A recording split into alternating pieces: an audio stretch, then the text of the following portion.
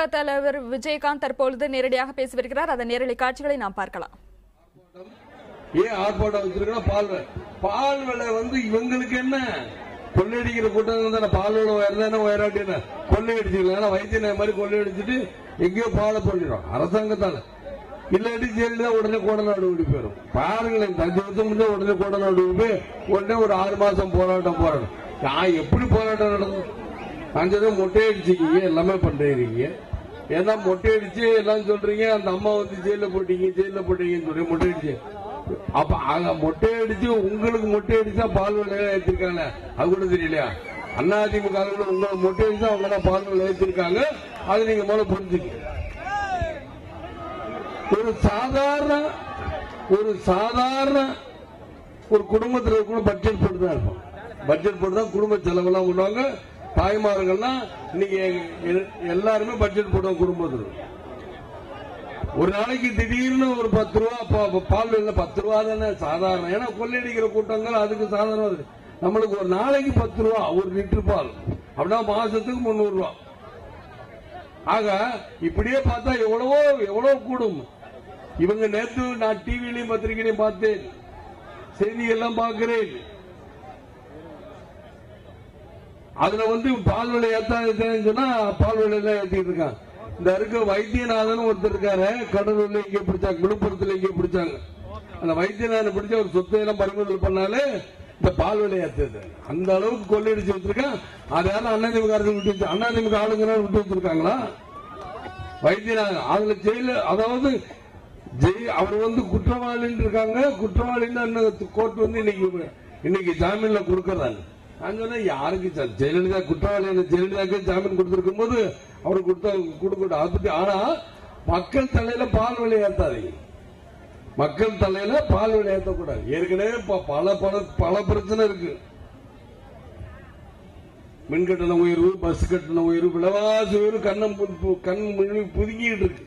அப்படிதான் இருக்கும் பொழுது நீங்க திடீர்னு பால் கட்டணத்தை ஏத்துறீங்க.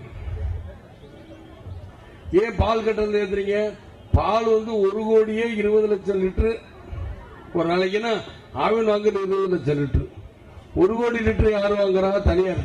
இந்த தனியாருக்கு லாபம் வர்றதுக்கா நீங்க 10 ரூபாய் ஏத்துறீங்களா? அவங்ககிட்ட இருந்தா ஆவின் வாங்கினா அந்த 1 லிட்டர் பால் அவங்க வாங்கணுங்கிறதுக்காக, மக்கள்கிட்ட வாங்கணுங்கிறதுக்காக, அந்த பணக்காரர்களுக்கு பூரா வர்றதுக்காக நீங்க 10 ரூபாய் ஏத்துட்டீங்களா? இங்கிட்ட லஞ்சம் வாங்கிட்டு அங்கிட்ட ஏத்துறீங்களான்னு மக்களும் டிவியில பேசுறாங்க. அதான் உண்மை.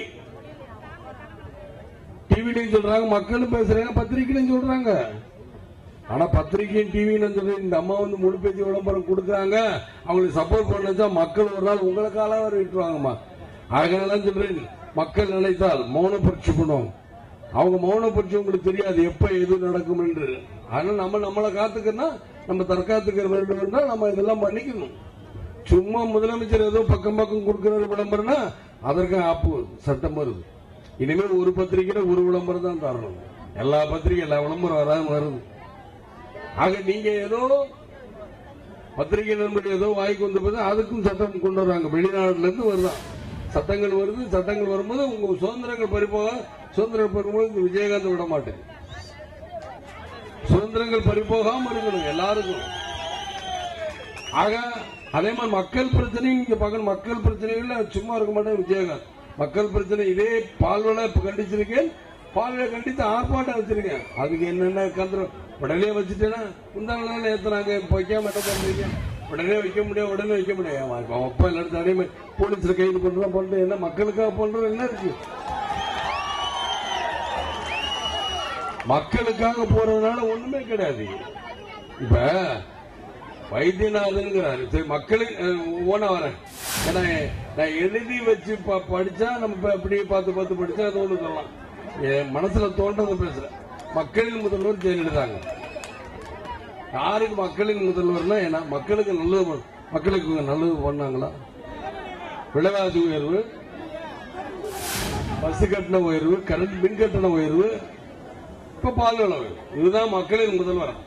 ஆனா கேட்டா நாங்க கறவை மாடெல்லாம் கொடுத்தோம்.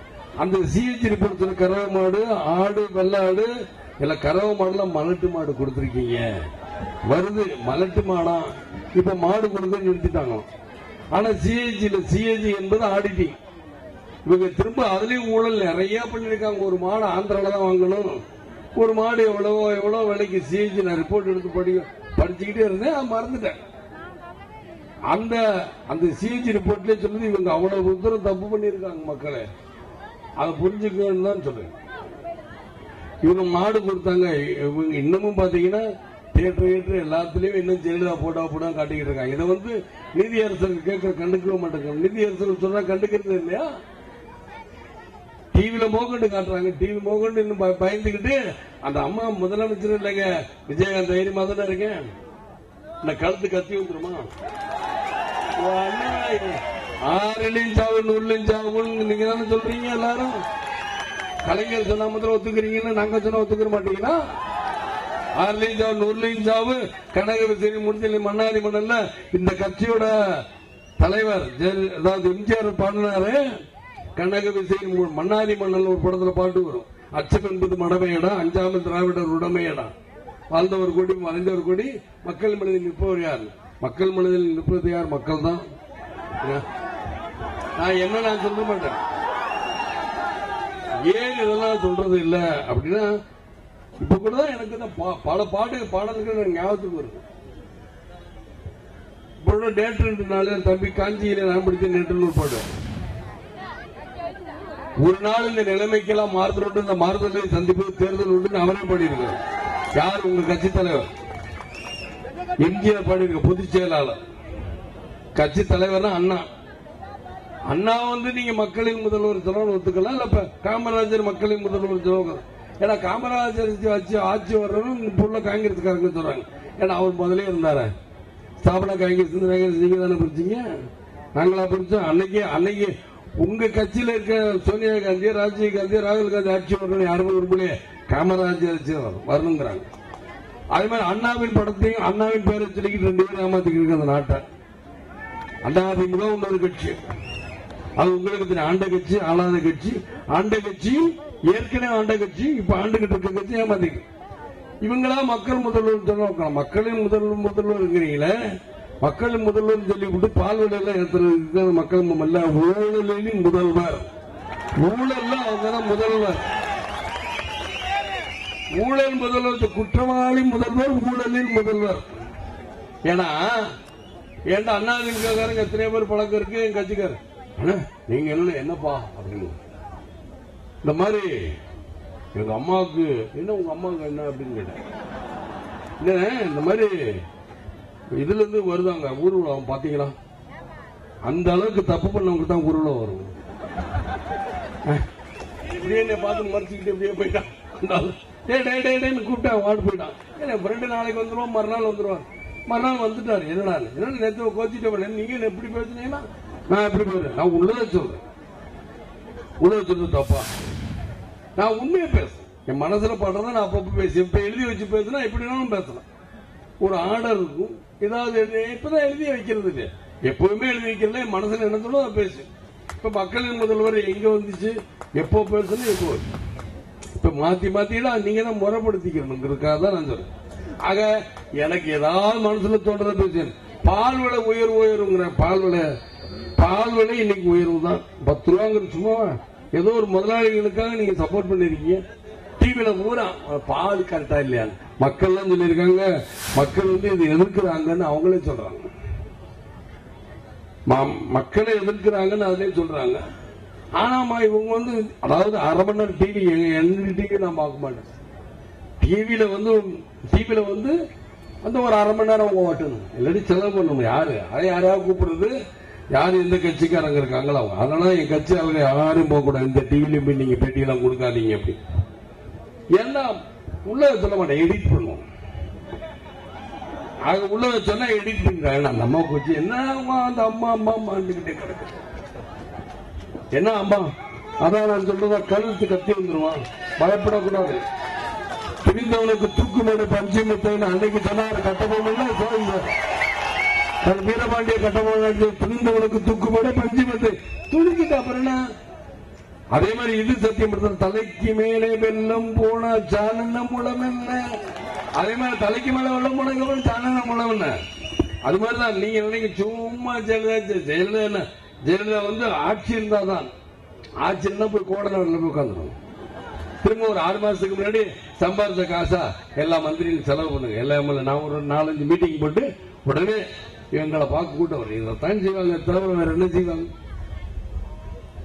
இப்ப பால் விலை வரும், அதே மாதிரி மின் கட்டணம் வரும். அடுத்த மாசம் கூட்டுறாங்க. உங்க அப்பன் குதிரைக்குள்ள இருக்கிற மாதிரி அடுத்த மாசம் கூட்ட போறாங்க. நீங்க பட்ஜெட் போட்டு தானே பண்றீங்க. பாருங்க, இப்ப அடுத்த மாசம் கூட 15% கூட போறோம். அதாவது நம்ம முதலே கூட்டும் போது நம்ம கட்சி விட்டு வெளியே வந்தோம். அப்ப பால் விலை, பஸ் கட்டணம் உயரும், மின் கட்டணம் உயர்வுக்கு என்ன சொல்றாங்க? மக்கள்கிட்ட கருத்து சும்மா அதெல்லாம் ஷோ. 30% ஏத்துறாங்க. வானத்தில் மின்வெட்டு இருந்தாலும் இருக்கும், தமிழ்நாட்டில் மின்வெட்டு இருக்காது. எப்ப எந்த வருஷம் பேசுனாங்களோ எனக்கு தெரியாது.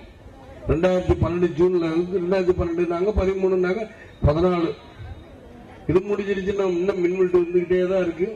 இன்னும் மின்மிகை மாநிலம் மாத்தினாங்க, தொலைநோக்கு பார்வைனாங்க. 2023 என்னமோ சொன்னாங்க. 2023 எங்க இருக்கு? தொலைநோக்கு பார்வையில் இவங்க ஒண்ணு ஆரம்பிச்சாங்க. ஜெயலலிதா ரொம்ப அப்படியே இப்படிக்கிட்டே வருவாங்க. ஏன்னா எல்லாருமே பயப்படணும். என்ன நானும் தான் இருக்கேன். ஒரு பக்கத்துல காட்டிட்டாங்க டிவில. அதாவது டிவி இப்ப ஏத்த மாதிரி நீங்க இருக்கீங்கன்னா இந்த ஒரு பக்கம் விஜயகாந்த் யார பார்த்து இந்த பக்கத்துல டிவி காட்டல, யார பார்த்தல நத்தான் அந்த மாதிரி எதற்காக அவங்க சொல்றாங்கிறது இது வரைக்கும் சொல்லல. தமிழகத்தில் ஆவின் பால் விலை உயர்த்தப்பட்டதை கண்டித்து தேமுதிக சார்பில் சென்னை வள்ளுவர் கோட்டத்தில் ஆர்ப்பாட்டம் நடைபெற்று வருகிறது. இந்த ஆர்ப்பாட்டத்திற்கு தலைமை தாங்கி பேசிய தேமுதிக தலைவர் விஜயகாந்த் பால் விலை உயர்வுக்கு கண்டனம் தெரிவித்தார். மேலும் பால் விலை உயர்வை மக்கள் தலையில் சுமத்த வேண்டாம் எனவும் அவர் கூறினார். தொடர்ந்து அவர் பல்வேறு விஷயங்கள் குறித்து பேசி வருகிறார்.